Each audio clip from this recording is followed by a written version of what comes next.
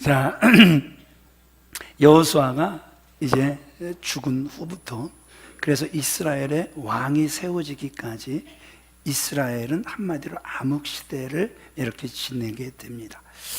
그때마다 이제 그 암흑시대를 살아가지만 하나님이 그 필요에 따라 이제 이스라엘 백성들이 부르짖을 때마다 이스라엘의 구원자를 세우시는데 그들의 이름을 사사다 이렇게 이야기를 해요.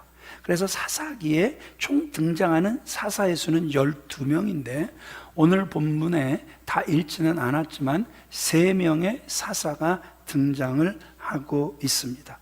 첫 번째 운니엘이고 두 번째 에웃이고 그 다음에 삼갈입니다. 그중 첫 번째 등장하는 사사가 운니엘인데요.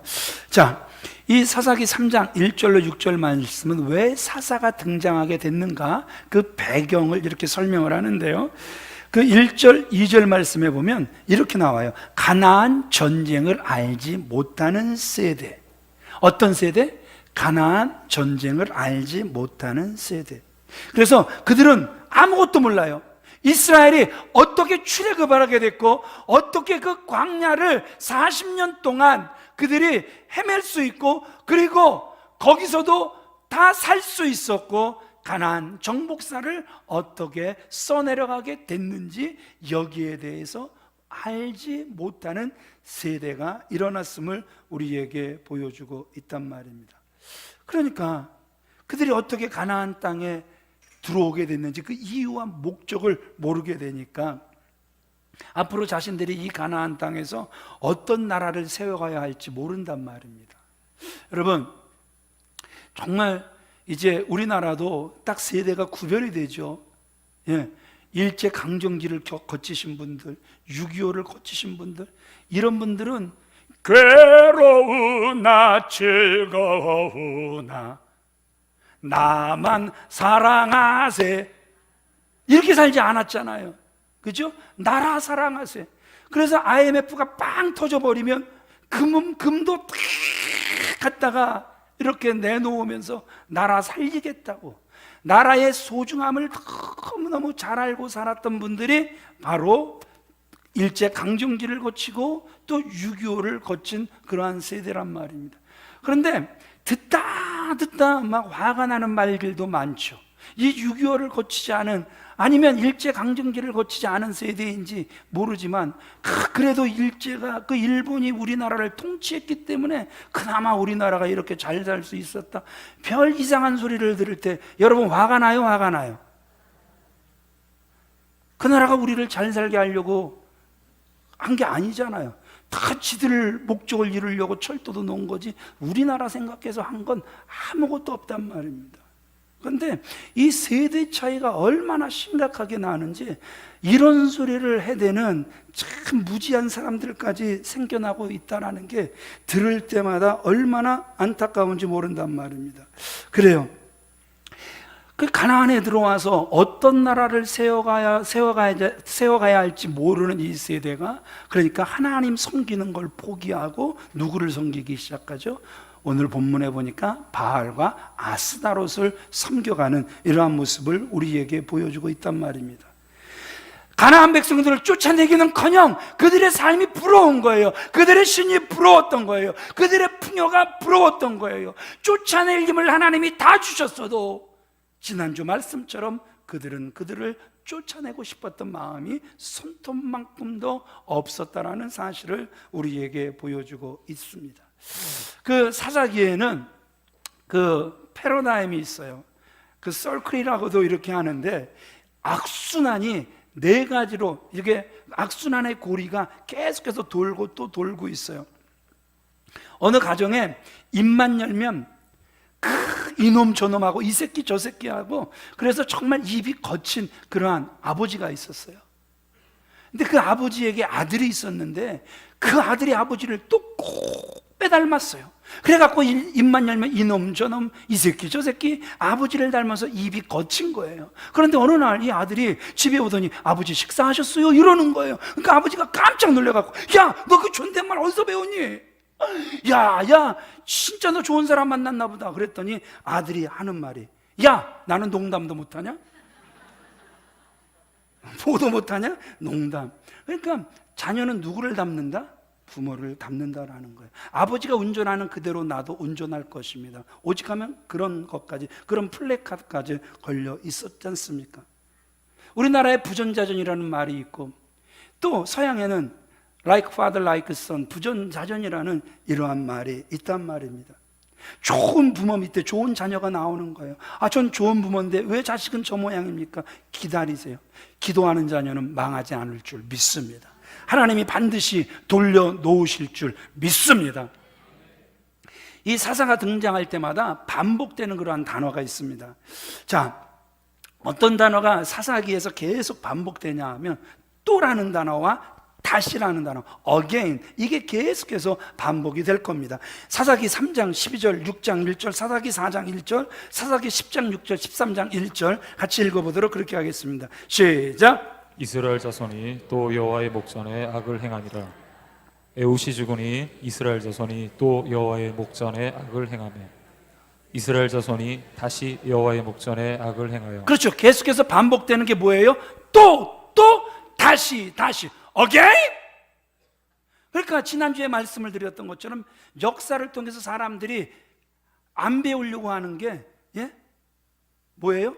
과거를 통해서 배우려고 하는 그 마음들이 하나도 없다라는 거예요. 이게 거울이 돼서 잊지는 말아야지 이래야 되는데 그냥 그것을 그대로 흘려버리는, 또다시 악순환의 꼬리를 되물고 되무는 이러한 안타까운 모습을 우리에게 보여주고 있다는 것이죠. 그래서 썰클이 크게, 그 패러다임이 크게 네 가지로 우리에게 보여지고 있는데 1-2를 같이 보도록 하겠습니다. 시작! 범죄, 타락입니다. 범죄하는 모습, 타락하는 모습. 우리 7절 말씀 같이 읽어보겠습니다. 시작! 이스라엘 자손이 여호와의 목전에 악을 행하여 자기들의 하나님 여호와를 잊어버리고 바알들과 아세라들을 섬긴지라. 여호와의 목전에서 무엇을 행했다? 악을 행했다. 성경은 분명하게 기록하고 있단 말입니다. 그러니까 그 악이 쌓이고 쌓이니까 이제 그것이 무엇을 부르는 거예요? 두 번째 썰 1-2 같이 읽어보도록 하겠습니다. 시작! 하나님의 진노입니다. 우리 8절 말씀 같이 읽겠습니다. 시작! 여호와께서 이스라엘에게 진노하사 그들을 메소보다미아 왕 구산 리사다임의 손에 파셨으므로. 여기서 구산 리사다임, 이게 이름 같은데 이름이 아니에요. 이 리사다임, 이게 무슨 뜻이냐면 더블 위키드, 배나 악한 구산 사람이다, 이런 뜻이란 말입니다. 여러분, 이 구산 왕에게 얼마나 시달렸는지 이스라엘 사람들이 별명을 붙이는데 더블 위키드, 리사다임, 이렇게 별명을 붙인 거란 말입니다. 여러분, 자녀가 부모의 마음을 몰라줄 때 서운해요? 되게 서운해요? 워낙 익숙하니까 서운하지도 않고 그런갑다 이렇게 사시나 보네요. 네. 저는 그런데 아직도 자식의 부모 마음을 몰라주면 되게 서운할 때가 있어요. 네. 요번에 이제 그 아들을 이제 만날 일이 있어서 좀 빨리 와라 그랬더니 빨리 와도 한 30분이 넘는다라는 거예요. 왜? 그랬더니 아빠 자전거 타고 가야 돼요. 왜 자전거를 타고 와? 허리도 안 좋은 놈이. 그랬더니 돈이 없어서요, 이러는 거예요. 그래갖고 아내한테 전화를 걸어갖고 걔 뭐야? 왜 자식한테 돈을 안 줘? 그랬더니 듣는 아내가 기분이 나빠갖고 야 이놈아 왜 아빠한테 그런 소리를 해갖고, 그랬더니 또 아들이 또 열이 받아갖고 아니 왜 나한테 이렇게 관심을 많이 갖는 거예요? 신경 끄세요. 아이고, 그래갖고 그 소리가 저한테 들어왔네요. 듣는 아빠 기분 나쁘다? 상당히 기분 나쁘다? 상당히 기분 나쁘죠. 자식이 무엇이 필요한 것 같으면 미리미리 그냥 알아서 사달라기 전에 사주기도 하고, 아들이 말하면 그 아들 편이 돼서 반드시 그가 원하는 것을 이루어주는 정말 착하고 아름답고 거룩하고 사랑스러운 통로가 아빠인데, 신경 끄라는 이 말이 얼마나 시험이 되는지 그 소리를 딱 듣고 저녁 때 집에 들어갔는데 아들이 뭐 상황을 모르니까 아빠 다녀오셨어요? 다녀왔다 임마. 그 다음 날도 이제 딱 들어왔더니 아빠 다녀오셨어요? 신경 끄라며 임마! 팍! 그랬더니 이제 아들이 이 분위기가 심상치 않으니까 엄마한테 아빠 왜 저래? 그랬더니 야 네가 막 승질 빡빡 내면서 신경 끄라고 그래서 그 아빠한테 그대로 이야기한 거요. 그랬더니 아빠가 저렇게 화가 난 거요. 그랬더니 이제 얘가 그제서야 이제 분위기를 깨닫고는 이걸 여하튼 해결해야 돼요. 해결해야 돼요. 예, 해결을 해야 되는 거예요. 그래갖고 이제 1인 시위를 이렇게 하는 그날 이제 우리가 6시까지 이게 진행이 되도록 되는 거였었는데 그 목사님이 5시 반까지만 하면 된다 그래서 이제 모든 걸 거두고 이렇게 철수하려고 하는데 아들한테 전화가 왔어요. 아빠 어디 계세요? 왜? 아빠 시위하는데 도와드리려고 왔어. 그래? 그러면서 벌써 지갑에 손이 가는 거예요. 왜요? 아들 오면 돈 주려고. 여러분 진짜 진노도 자신이 부르지만 복도 누가 부르는 거예요? 자기가 부르는 거란 말입니다. 하나님께서 그 가나안 사람들을 다 쫓아내라고 분명히 말씀하셨단 말입니다. 그런데 그들이 순종하지 않았어요. 그랬더니 2배나 더 악한 구산 사람, 구산 왕을 만나게 된 거란 말입니다. 여러분 남의 나라를 8년간 더블 위키드, 배나 악한 왕을 8년간 섬긴다라는 거, 이거 고통이겠습니까? 엄청난 고통이겠습니까? 뭘 또 엄청난 고통이라고 뭐 당해나 봤어요? 보통 이런 건 75세 이상, 80세 이상 되신 분들한테 여쭤봐야 그 고통을 아시죠. 그렇죠? 예, 당해봤으니까. 예, 6.25를 이렇게 거쳐보신 분들에게 어려움을 물어봐야 그분들이 어렵다 그러면 진짜 어려운 거죠. 예. 각호동 집사님한테 물어봐봤자 소용없는 거예요. 지금 어려움은 그때만큼 어렵지가 않으니까. 아멘. 아이고. 자, 그렇게 되니까 그들이 이제 2번째 서클이 보여져요. 그게 뭐냐 하면 같이 1-1을 읽어보겠습니다. 1-3을 읽어보겠습니다. 시작. 고통 중에 회개하고 부르짖는 것입니다. 자, 진노를 그들이 불렀어요. 하나님이 그들을 사랑하셔서 깨닫게 하시려고 진노를 보내셨어요. 고난받는 것이 왜 유익인가? 고통이 그들에게 왜 유익인가? 참 사람은 고통을 당하게 되면 그래서 내가 정말 이렇게까지 보잘것없는 사람인가? 그것을 깨닫게 되면 고통 중에 누군가를 찾게 되고 부르짖게 되고 의지하게 되는데 그들이 고통 중에 하나님을 찾았단 말입니다. 그러니까 고난이 그들에게 복이 된 겁니까? 복이 된 겁니까? 복이 됐음을 우리에게 보여주고 있단 말입니다. 부르짖어 하나님의 도우심을 구했더니 그 좋으신 하나님, 우리 1-4 어떻게 하시나? 같이 읽어보도록 그렇게 하겠습니다. 시작. 회개하고 부르짖음에 하나님의 구원 행동이 나타납니다. 9절 같이 읽습니다. 시작. 여호와께서 이스라엘 자손을 위하여 한 구원자를 세워 그들을 구원하게 하시니. 그때 하나님께서 이스라엘을 구원하시기 위해서 이제 구원자를 세우시는데 그들이 누구냐 하면 사사였단 말입니다.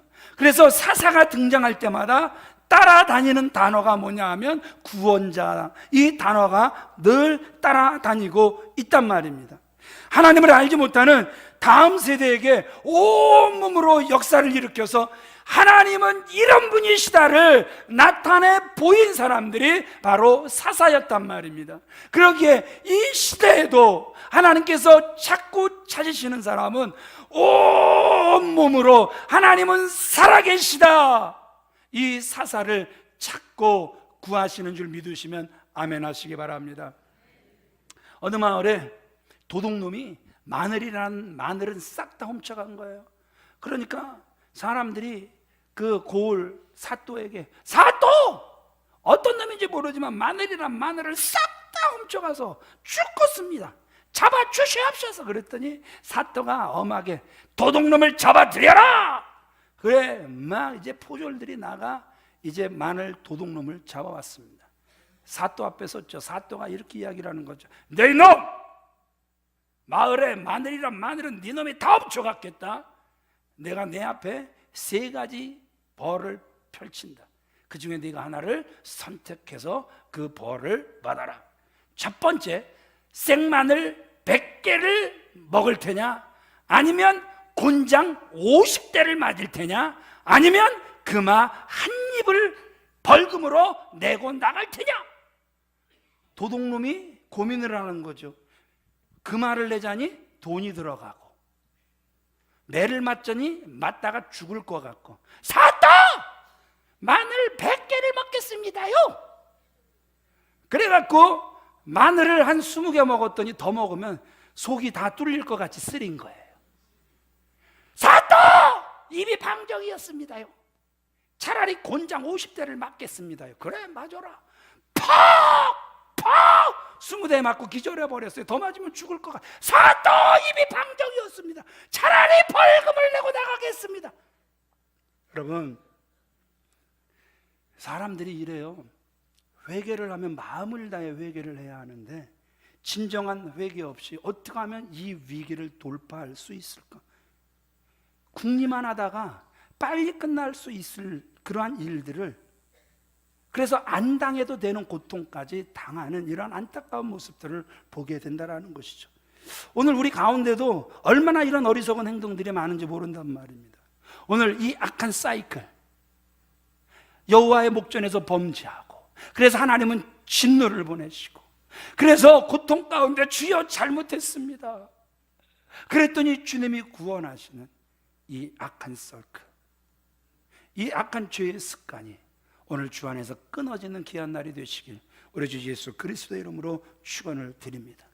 거룩한 습관을 만들어가는 거, 이것이 성화과정이요, 이것이 올바른 신앙생활이란 말입니다. 그러니까 이제 고통 중에 부르짖어 기도하니까 하나님께서 누구를 세우시는 거죠? 2번 같이 읽어보겠습니다. 시작. 사사 온니엘 9절로 10절 같이 읽습니다. 시작. 이스라엘 자손이 여호와께 부르짖음에 여호와께서 이스라엘 자손을 위하여 한 구원자를 세워 그들을 구원하게 하시니 그는 갈렙의 아들 그나스의 아들 온니엘이라.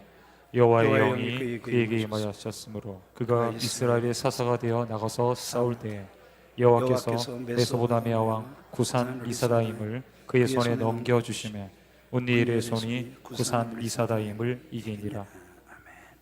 자, 사사기 첫 번째 사사가 누구냐 하면 온니엘이라, 이렇게 말씀을 드렸습니다. 그리고 9절 10절, 이것이 온니엘이 행한 기록의 전부란 말입니다. 사사를 등장을 시키는데 왜 이렇게 짤막하게 간단하게 등장을 시키는가? 이제 이유는 이런 거예요. 앞으로 너희들의 구원자로 사사들이 설 것인데 누구에게 주목하지 말라는 거예요? 사사에게 주목하지 말아라. 그 사사를 세우는 나를 주목하라. 이것이 짧게 기록된 이유, 목적이란 말입니다. 여러분, 이제 3명의 사사가 나오는데 어떻게 보면 굉장히 평범한 사람, 어쩌면 굉장히 못나 보이는 그러한 사람들이 나온단 말입니다. 그럼에도 불구하고 하나님이 쓰시고자 하면 얼마나 그들을 멋지게 위대하게 사용하시는가, 그 하나님의 일하심에 대한 그 역사의 관점을 가지고 그 사사기를 바라보라, 이렇게 말씀하고 계시는 거란 말입니다. 자, 온니엘이 어느 정도로 소개되고 있어요? 9절 다시 한번 읽어볼까요? 시작. 그는 곧 갈렙의 아우 그나스의 아들 온니엘이라. 참, 갈렙의 아우 그나스의 아들 온니엘이라. 온니엘을 소개하는데 먼저 반드시 누가 먼저 소개가 돼요? 갈렙. 그러니까 갈렙이라는 이름 없이 온니엘이 있을 수 없다, 이러한 뜻이란 말입니다. 그러면 갈렙이 누구였죠? 가나안 땅을 정복한 영웅이었단 말입니다. 10지파는 그 가나안 땅에 갔다 와서 원망불평, 메뚜기 자상, 정말 땅은 좋은데, 와, 그들의 성, 그 사람들은 정말 자연 거인 같고, 그래서 그들 앞에 우리는 메뚜기 같았습니다. 우리는 그들을 정복하지 못할 거예요. 애굽으로 돌아갑시다. 막 난리를 쳐버리고 백성들까지 그 안 좋은 부정적인 영향력이 지배를 해서 싹 다 돌아가자고 난리가 난 그때에 분연이 일어나서 그들은 우리의 밥입니다. 하나님께서 그들을 우리의 먹이로 주셨습니다. 이렇게 외쳤던 사람이 갈렙이었다라는 사실을 우리는 너무나도 잘 알고 있단 말입니다. 모두가 부정적일 때 긍정적일 수 있었던 사람, 모두가 불신앙으로 똘똘 뭉쳐 있을 때 오히려 신앙, 하나님 말씀 하나 붙잡고 일어날 수 있었던 사람이 바로 갈렙이었다라는 사실을 우리는 너무나도 잘 알고 있단 말입니다. 그래서 이런 갈렙을 어떻게 평가하냐 하면 신명기 1장 36절 같이 읽어보겠습니다. 시작. 오직 여분의 아들 갈렙은 온전히 여호와께 순종하였은즉. 그렇게 사람들이 다 흔들렸어도 신앙의 뿌리가 절대 흔들리지 않았던 사람, 그 사람이 누구였다고요? 갈렙이었다. 성경은 이렇게 말씀하고 있단 말입니다. 그처럼 믿음 좋은 가문에서 그 정말 믿음 좋은 사람 갈렙을 바라보면서 성장할 수 있었던 사람이 온니엘이었다. 이렇게 성경은 말씀하고 있단 말입니다. 더 나아가 이 온니엘과 갈렙은요, 피를 나는 그러한 가족뿐만 아니라 전투에서 생사를 같이 하면서 싸우던 전우였단 말입니다. 여호수아 15장에 그 갈렙이 이제 이 전투에서 승리를 하면 누구를 주겠다? 딸을 주겠다. 악사를 그냥 조건 없이 주겠다. 아니, 무슨 놈의 아버지가 딸을 어떤 사람인지도 모르고 전쟁에서 이기기만 하면 딸로 주겠다. 이게 뭔 놈의 아빠가 저 따인가? 우리는 저는 그렇게 생각할 수 있단 말입니다. 그런데 그 깊은 속을 저희가 여호수아 15장을 강의하면서 살펴보았죠. 어떤 마음이에요? 내 딸은 용기만 있는 사람에게 줄 수 없다. 반드시 사람들이 일어나지 않으려고 할 때, 그래서 겁나서 움츠려들 때 하나님의 말씀을 붙잡고 일어날 수 있는 사람이라면 내 딸을 맡겨도 된다. 그래서 갈렙이 찾고 찾았던 사람은 신앙의 사람이었다라는 사실을 여러분들에게 말씀드린 적이 있단 말입니다. 그러니까 운니엘은 갈렙의 조카이면서도 사이였음을 우리에게 보여주고 있단 말입니다.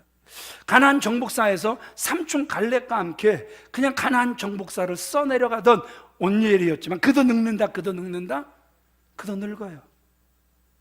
사사기에 들어와서 여호수아가 죽을 때 그의 나이가 110세였다라는 사실을 우리가 접하게 됩니다. 여호수아서에 이의 나이가 한번 나타날 때 80세였어요. 그러니까 그 뒤로 그가 몇 년 뒤에 죽은 거예요? 30년 뒤에 죽은 거예요. 그러니까 갈렙이 살아있다면 115세였고 또 운니엘이 또 계속해서 활동한다면 이제 하나님께서 세워가실 그때 그의 나이가 80세란 말입니다. 꼭 여호수아 같은 나이고 갈렙 같은 나이란 말입니다. 그러면 나이가 많아요? 나이가 많아요? 이래도 반응을 안 보이시고 저래도 반응을 안 보이시고, 하여튼 시간 안에 빨리 끝내만 주면 나 눈 뜨고 갈게. 여러분 80이면 고령이에요? 고령이에요? 고령이죠. 그런데 여러분 어느 날 그 고령의 그 온니엘에게 무엇이 임하냐 하면 성령이 임했단 말입니다. 그에게 사명이 주어지는 거예요. 그대가 가서 이스라엘 백성을 구원하라. 하나님의 미션이 떨어진 거란 말입니다. 그러니까 우리가 모세를 80에 부르시는 하나님을 보았어요. 하나님이 참 80대를 좋아하시는 것 같아요. 그래서 또 보면 그죠? 갈렙도 85세에 일어나는 모습, 그죠? 여호수아도 80세에도 지치지 않는 이러한 모습을 우리에게 보여주면서 또 온니엘을 세우시는데 그의 나이 80에 무엇을 부어가시면서 성령을 부어가시면서 하나님께서 그에게 사명을 주시는 모습을 우리에게 보여주고 있다는 것이죠. 여러분 한번 입장을 한번 바꿔놓보자고요. 바꿔서 한번 생각해 보자고요. 지금 연세가 80이 되신 우리 김봉덕 권사님 같은 분들, 김봉덕 권사님에게 하나님께서 봉덕아, 내가 성령을 부어줄 테니 너는 일어나서 이 시대를 구원하라. 이렇게 하나님께서 다시 김봉덕 권사님에게 사명을 주신다면, 모르겠어요. 제가 김봉덕 권사님이 아니니까 제가 그 속은 알 수는 없지만 만약에 제가 그 입장이 된다면 이렇게 말씀드릴 거예요. 하나님, 이 나이에 다음 세대를 일으켜 주시옵소서, 거두어 주시옵소서. 아마 이렇게 이야기할 거예요. 그런데 성령이 그에게 임하고, 그래서 하나님의 사명이 그에게 임하니까 그는 분연히 일어나 잠자는 이스라엘을 깨우며 구산 리사다임을 부수노니로 한 모습을 우리에게 보여주고 있다라는 것이죠. 하나님께서 사랑하시는 귀한 믿음의 성도님들, 성경은 온니엘이 경험이 많고 전략이 뛰어나서 승리했다 이렇게 말하지 않습니다. 이 시대는 경험을 이야기하고, 이 시대는 학력을 이야기하고, 이 시대는 전략을 이야기하지만 하나님은 그때나 지금이나 변함없이 사람을 사용하실 때 주 성령을 부어주셔서 하나님의 일을 감당케 하시는 줄 믿으시면 아멘 하시기 바랍니다.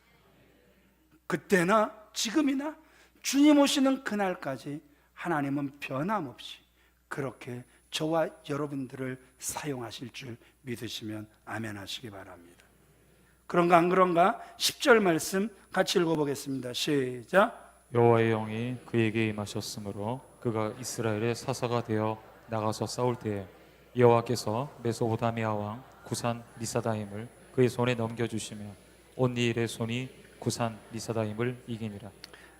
그러니까 이제 그의 나이 80이 되고, 그래서 평범한 삶을 살고 싶었고 그럭저럭 무의미한 삶을 하루하루 살아갈 수 있었지만, 그런 그에게 성령 강림과 함께 정말 너무너무 엄청난 일을 감당할 수 있었던 것. 그러나 여러분, 성경 외에 이 시대에 하나님께서 일하신 그 흔적들을 찾아가면 이런 분들이 얼마든지 많음을 우리에게 보여주고 있기에, 여기서 정말 특이한 건 이런 거죠. 자, 이 노병 운니엘과 함께 이스라엘이 몇 년 동안 평온하더라? 40년 동안 평온하더라. 그러면 여호수아보다도 더 산 거예요? 더 산 거예요? 40년, 그 뒤로 40년, 80에 일어나서 40년을 더 살았어요. 그러면 몇 년을 산 거예요? 꼭 하나님은 80도 좋아하시고 120도 좋아하시고 정말 좋아하시는 특별한 수가 있는 것 같이 티를 내시는 모습을 우리에게 보여주고 있다는 것이죠. 하나님께서 여러분들을 운니엘같이 사용하셔서 가정이 평안하길 바랍니다. 하나님께서 여러분들을 온니엘처럼 사용하셔서 직장이 평안하길 원합니다. 온니엘처럼 여러분들을 사용하셔서 사업장이 평안하기를 원합니다. 온니엘처럼 사용하셔서 교회가 여러분들 때문에 40년 평안하길 원합니다. 그런 멋있는 통로로 쓰임받는 저와 여러분들이 다 되어지시길 우리 주 예수 그리스도 이름으로 축원드립니다. 80세 이상 분들에게 이 복이 있길 바랍니다. 근데 왜 50세가 아멘을 해요? 자, 세 번째 우리 같이 읽어보도록 하겠습니다. 시작. 짤막한 기록이지만 긴 여운. 3장에서요 우리의 눈을 멈추게 하는 한 구절이 나와요. 31절입니다. 그 31절 같이 읽어볼까요? 시작. 에톳 후에는 아나세 아들 삼갈이 있어 소 모는 막대기로 블레셋 사람 600명을 죽였고 그도 이스라엘을 구원하였더라. 에웃이라는 이름이 나옵니다. 그 에웃이라는 그 이름을 우리가 보면 15절에서 이렇게 기록을 해요. 베냐민 사람 게라의 아들 왼손잡이 에웃이다. 그의 조상이 누구고 그의 특징을 이야기를 해요. 베냐민이고 왼손잡이였더라. 여기서 특이점이 뭘까요? 베냐민이 무슨 뜻일까요? 베냐민은 아주 쉬워요. 오른손의 아들, 이런 뜻입니다. 우리가 하나님을 이렇게 설명하려고 할 때 그 하나님은 제가 늘 기도하는 것처럼 권능의 손을 높이 드시는, 그 오른손을 높이 드시는 하나님. 그래서 하나님은 권능을 베푸실 때에도 오른손을 들어 권능을 베푸시는, 오른손을 들어 치유하시는, 오른손을 들어 복을 주시는. 그래서 이스라엘 백성들에게 오른손은 너무너무 중요했단 말입니다. 그래서 베냐민 오른손의 아들이에요. 그런데 그 가문에서 왼손잡이가 태어났어요. 웃기다, 되게 웃기다. 그러니 핸디캡이 있겠다? 핸디캡이 있을 수밖에 없겠죠. 왜 오른손의 가문에 왜 나는 왼손잡이가 됐는가? 분명히 그에게는 핸디캡이 있었을 거란 말입니다.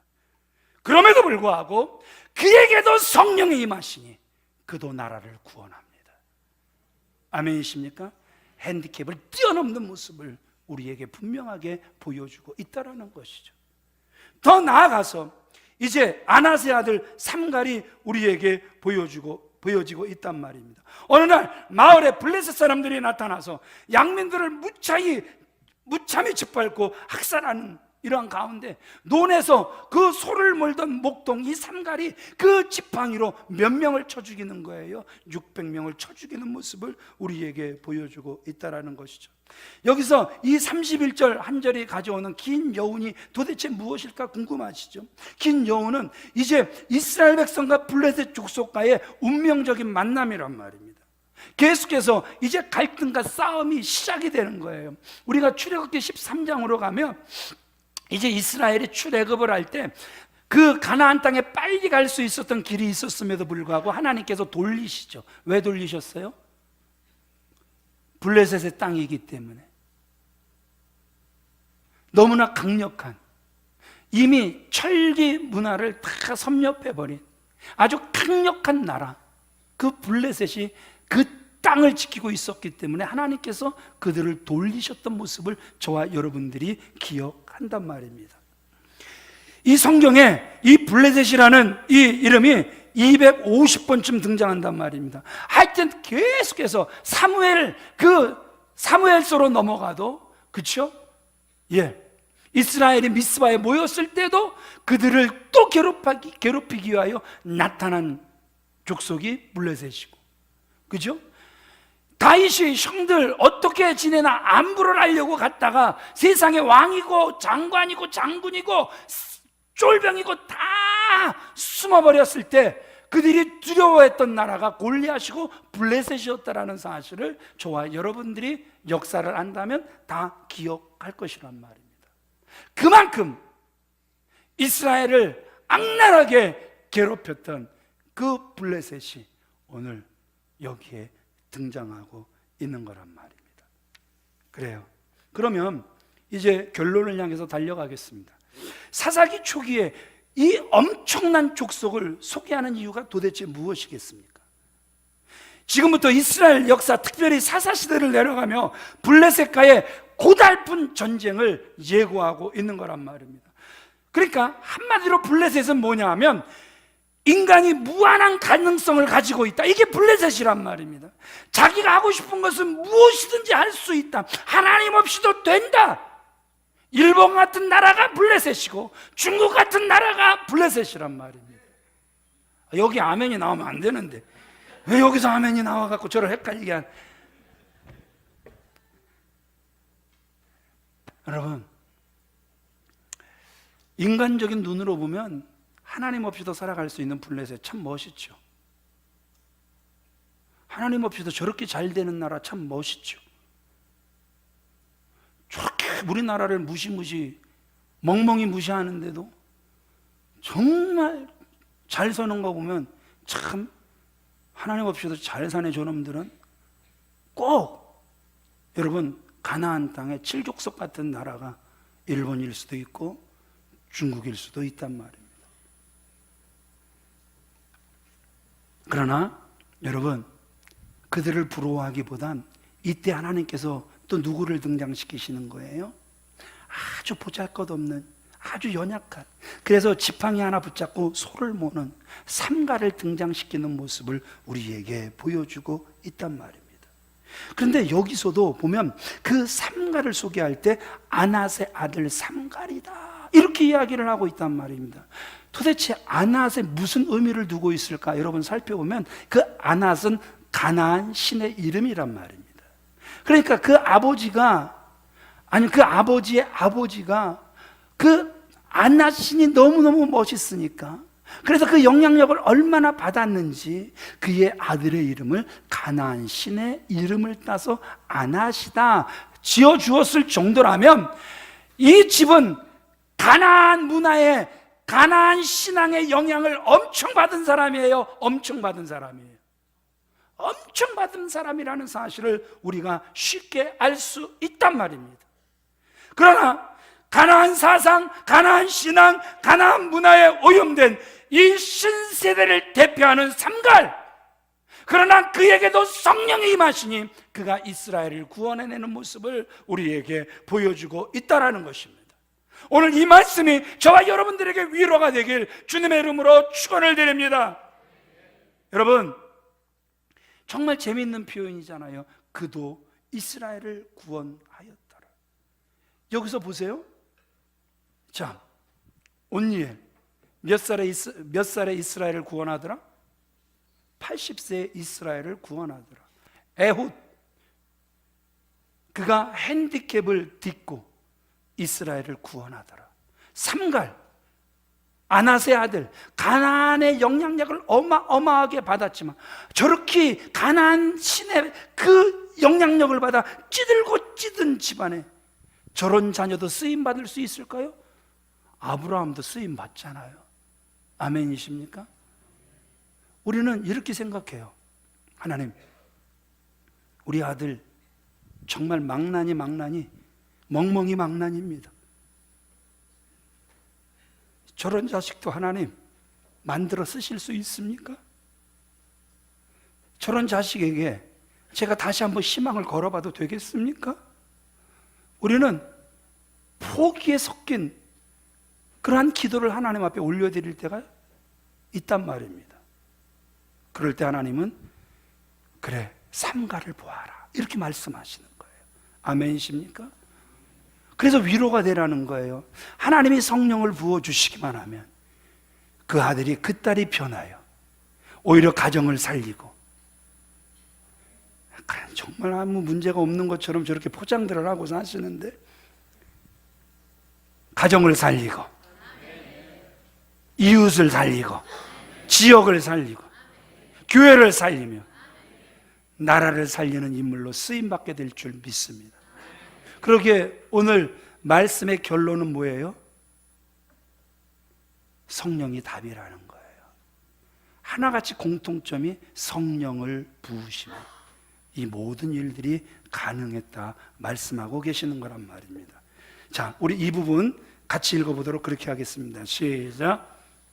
내가 하나님 앞에 설 때 반드시 승리했던 승전보를 안고 가야 하는 싸움은 영적인 싸움이요 순종의 싸움, 믿음의 싸움, 선한 싸움입니다.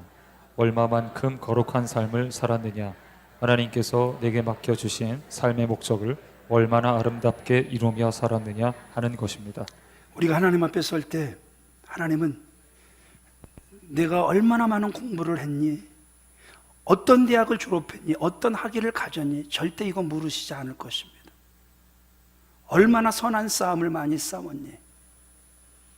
얼마나 너희 자녀들을 내 앞에 세우려고 너는 눈물로 기도했니? 얼마나 이 나라를 내 앞에 세우려고 너희들은 눈물로 기도했니? 하나님은 얼마나 많은 영혼을 내 앞에 세우려고 몸부림치며 기도했니? 하나님은 이거를 물어보시고 아실 거란 말입니다. 우리는 직고하게 될 거란 말입니다. 그러기에 오늘 다시 한번 인생을 살아가다가 정말 여러분들의 앞길을 가로막는 엄청난 적이 있을 것이고, 신앙생활 하다가 정말 무서운 위기도 많이 맞이하게 될 것이고, 자녀들 때문에 아니면 사업의 위기 때문에 인생을 포기하고 싶을 만큼 절망과 좌절과 낭망에 부딪힐 때에 오늘 하나님은 포기하지 말아라. 온니엘을 바라보아라. 에웃을 바라보아라. 삼가를 바라보아라. 오늘 우리에게 부드럽게 말씀하시는 그 하나님의 음성이 저와 여러분들에게 들려져서 오늘 다시 한번 기도할 마음이 있기를 원합니다.